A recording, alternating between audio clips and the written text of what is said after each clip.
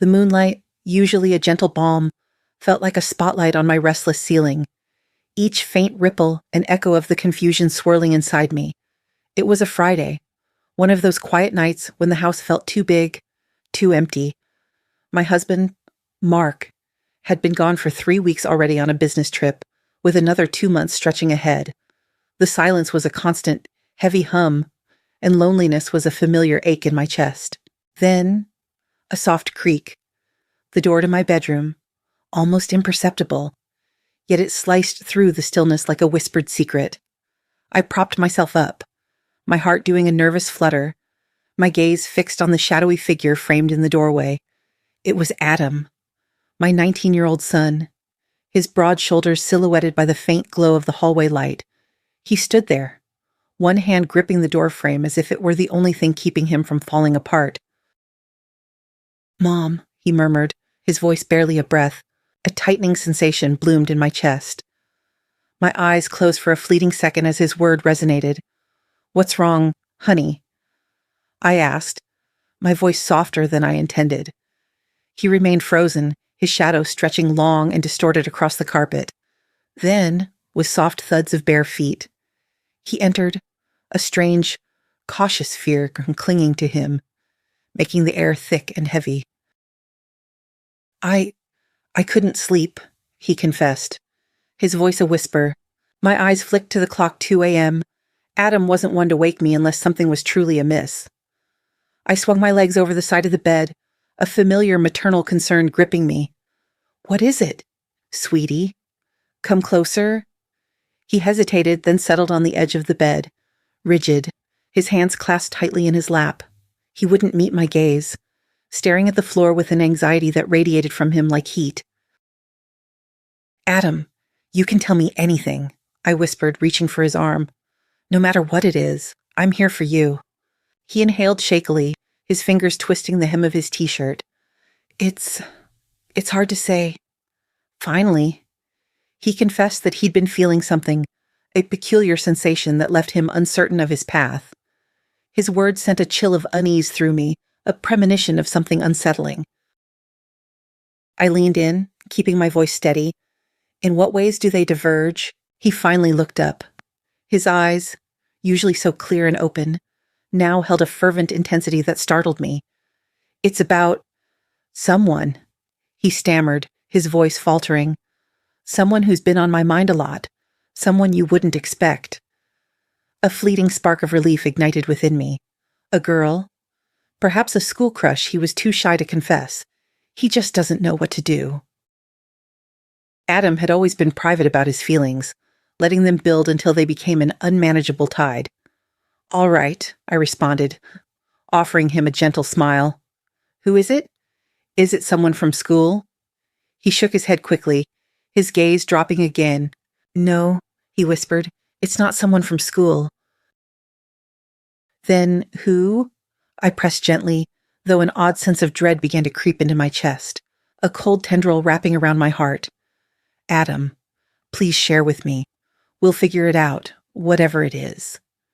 He took a deep breath, his chest rising and falling as if summoning every ounce of courage. When he spoke again, his voice was laced with a tremor. "It's you, Mom." He finally uttered, "It's always been you." The words hit me like a physical blow, stealing the air from my lungs. For a brief moment, my mind went blank. A tangled web of silence. Then, a frantic surge of thoughts, trying to grasp the impossible weight of his confession. My world tilted on its axis. "Adam," I started, my voice trembling. "What exactly are you trying to say?" He rose suddenly, pacing the room like a caged animal, his fingers raking through his hair as if trying to pull the words from his mind. "I know what it sounds like," he responded with remarkable speed. "I know how wrong it is. But I can't stop it. I've tried. God, I've tried so hard to push it away, to ignore it, but it lingers." I gazed at him, my heart pounding so fiercely that his words barely registered. "Adam, please, you can't be serious." He halted, his voice shattering the silence. "You know how I feel. This feeling I have for you, It's unlike anything I've ever felt for anyone else. It's not just admiration or a crush. It's deeper. So much deeper. Adam, I murmured again, my voice quivering with a mixture of shock and something else. Something I couldn't quite name.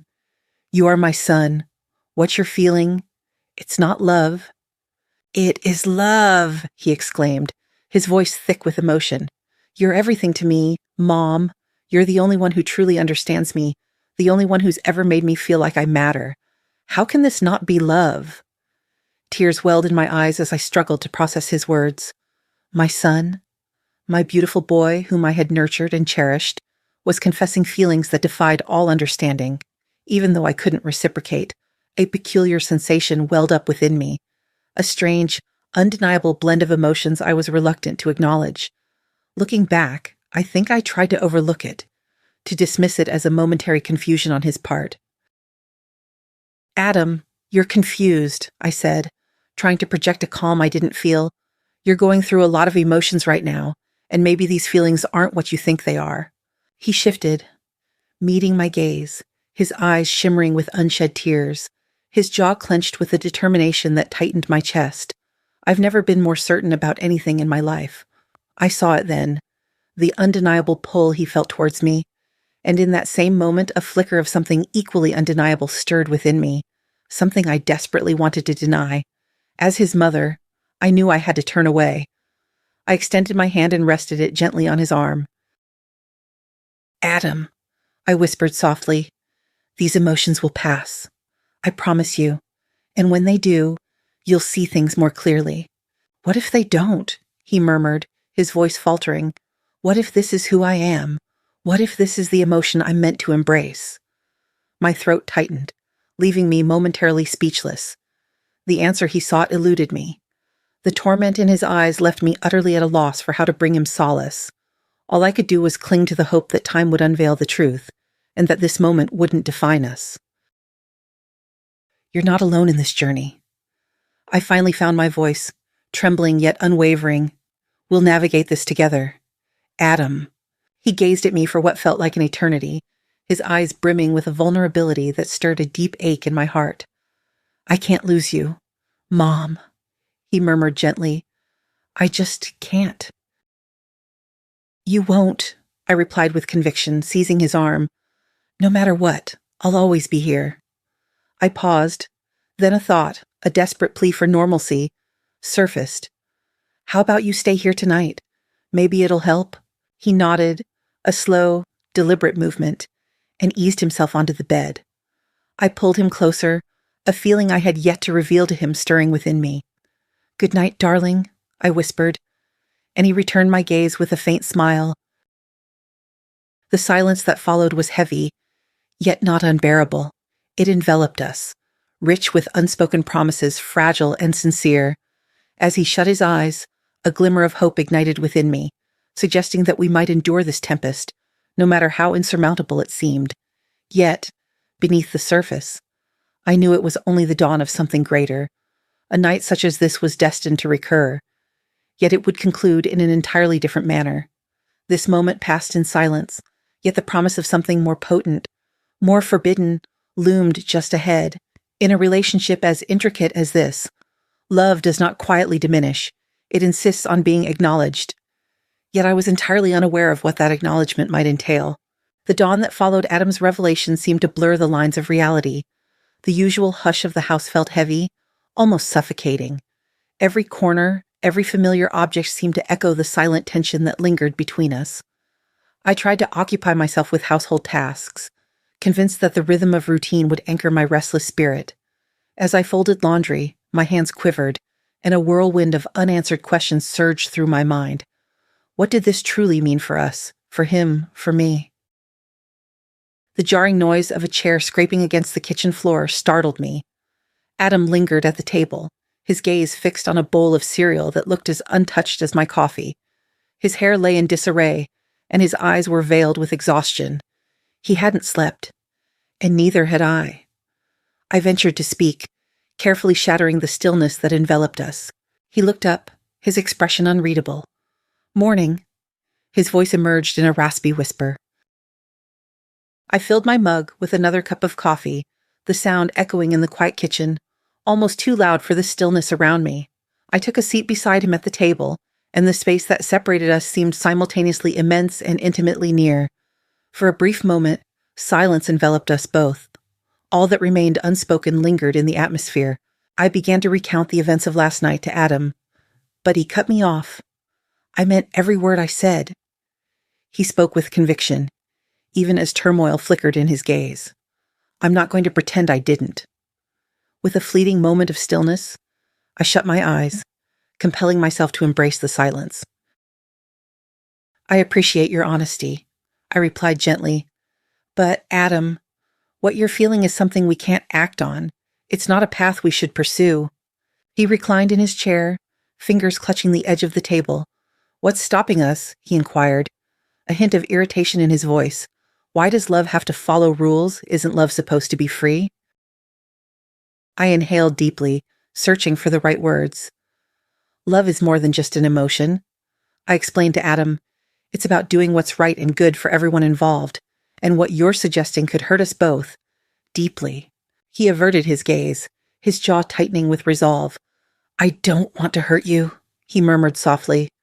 That's the last thing I want.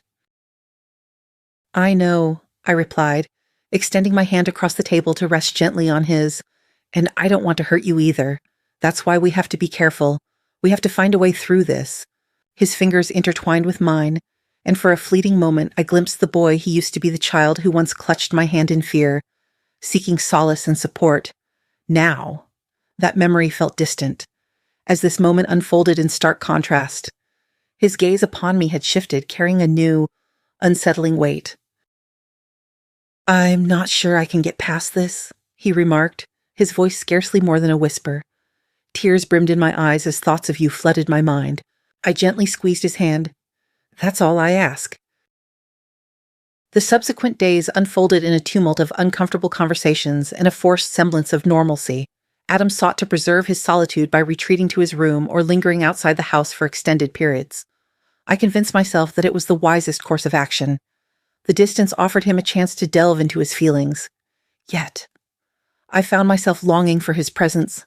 Everything had transformed, even the effortless connection we once shared. Since his confession, we had shared the same bed each night, a silent, unspoken pact. Yet, I perceived a chasm growing between us, even as the sun dipped below the horizon and the kitchen filled with the aroma of dinner in the making. I was suddenly interrupted by the unmistakable sound of the front door creaking open and then shutting softly. Adam stepped into the kitchen, his hair soaked from the downpour. He gazed at me for an extended moment, as though weighing the decision to speak. Hi, I said, aiming to maintain a cheerful atmosphere. You're perfectly on cue. Dinner's almost ready. He hesitated before responding. Instead, he approached the counter and rested against it. With arms folded, he finally confessed. I've been thinking. About what? I asked. Us, he replied, his eyes holding a firm resolve. In reflection of my words from that evening, I took a deep breath and steeled myself. In that moment, I recognized the night he was alluding to. Of course, I replied to Adam. I thought we had an understanding. I know, he interrupted, and I'm not here to argue, but I need to say this. I inclined my head and gestured for him to proceed. I'm still grappling with these emotions, trying to find a way through them. His words flowed gently but carried an undeniable strength. In that moment, a revelation dawned upon me. I want to hold on to what we share, Mom. Regardless of anything else, I would choose you as my mother every time over the thought of losing you. Absolutely. A wave of relief washed over me, yet it was softened by the sorrow that lingered in his tone. Adam, you won't lose me, I declared. No matter the circumstances, I'll always be by your side.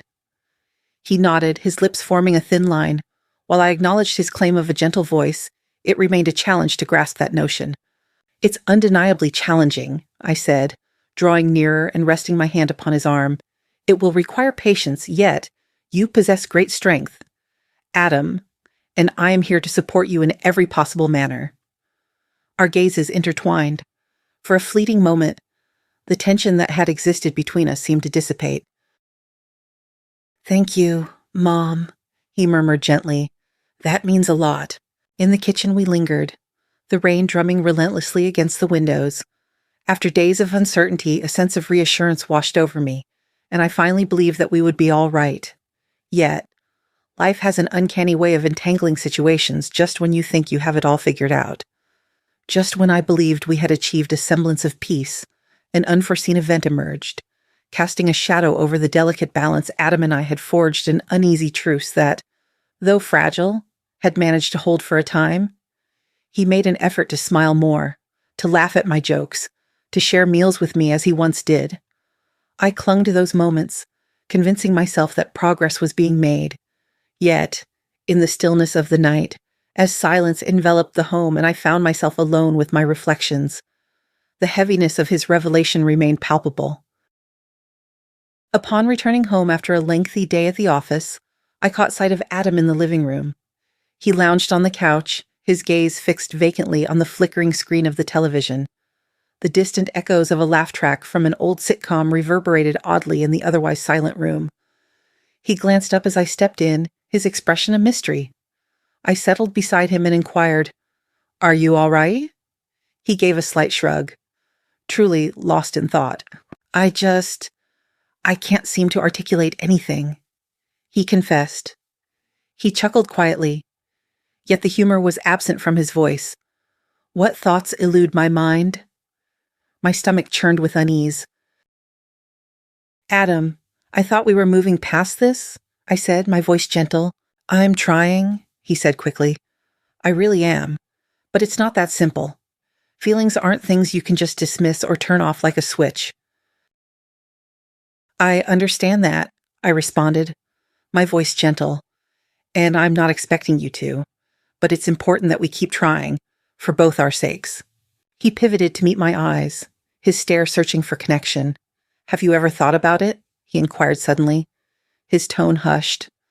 "About us, envision a world where circumstances took a different turn." I froze. "Adam, please don't." "No. Tell me the truth," he insisted, his tone more frantic than authoritative. "I'm begging you."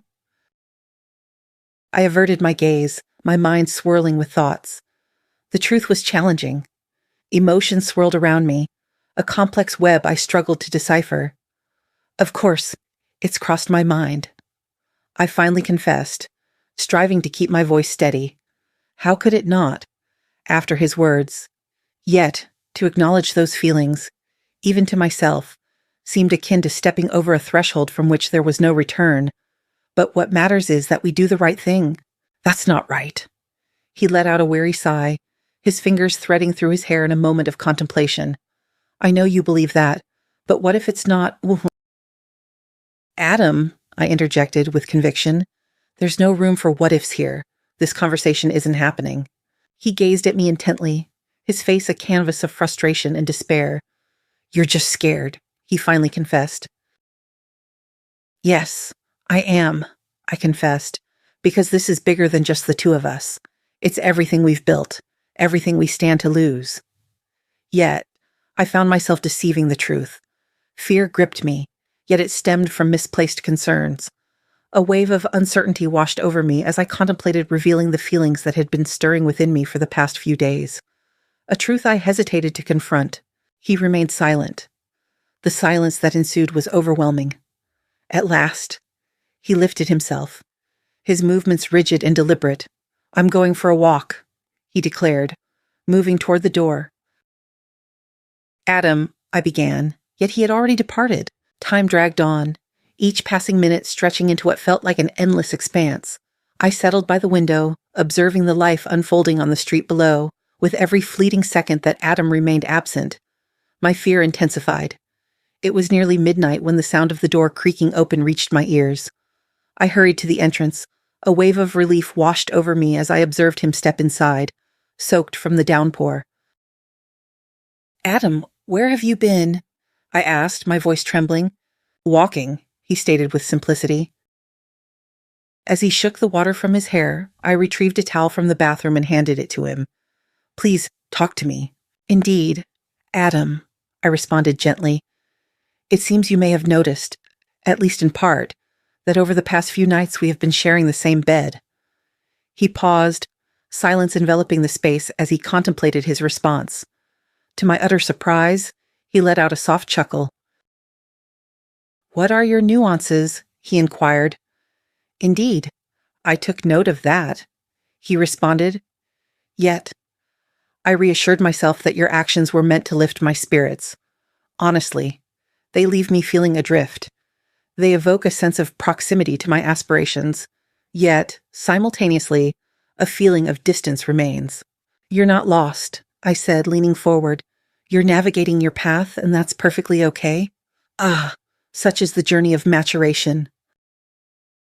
He gazed at me, a raw vulnerability reflected in his eyes, stirring a deep ache within my chest. "I can't lose you, Mom," he declared. "I cannot bear the thought of losing you." "You shall not," I replied with conviction. "No matter the circumstances, my presence will remain steadfast. This is destined to remain constant." Unbeknownst to him, my heart raced wildly within my chest. I had yet to reveal my true feelings to him, that those touches were not solely for his pleasure, but stemmed from a yearning deep within me. I made a firm decision to ensure he would no longer come between us. I found myself yearning to unburden my thoughts and express the depths of my feelings to him. "Allow me to complete my thought. Adam," I mentioned, "those touches weren't meant to just evoke pleasure in you.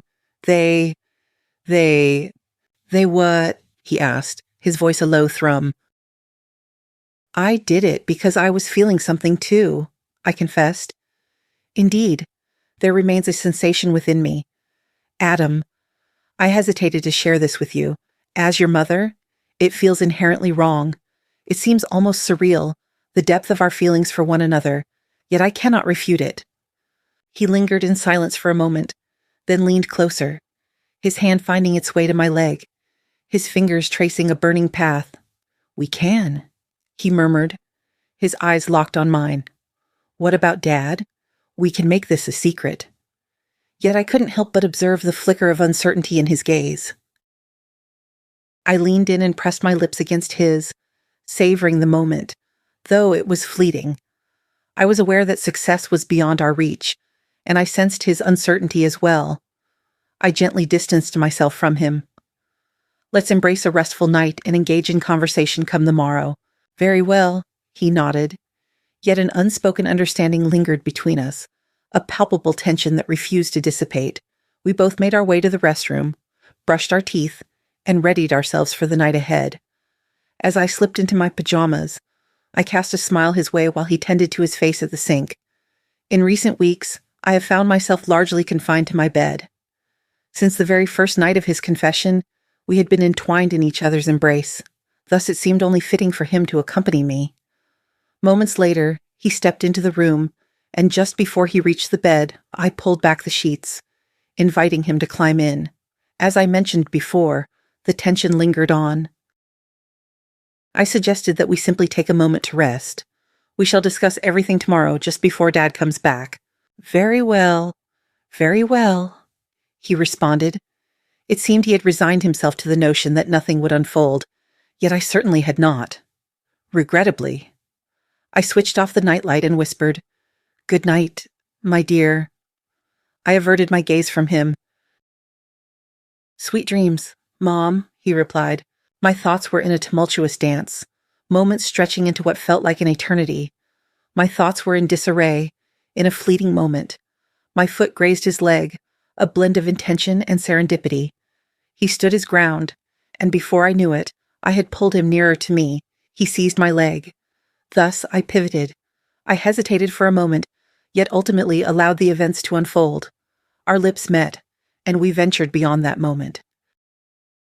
I shall refrain from elaborating on the events that transpired, yet I allowed myself to succumb. In that fleeting instant, I truly felt the pulse of life within me. I could let go of all that had weighed on my mind in the weeks gone by. I shut my eyes and allowed the moment to envelop me. For the first time in what felt like an eternity, a sense of vitality coursed through me. This was not incorrect. It was clear and straightforward. It was love, unadulterated and uncomplicated devotion.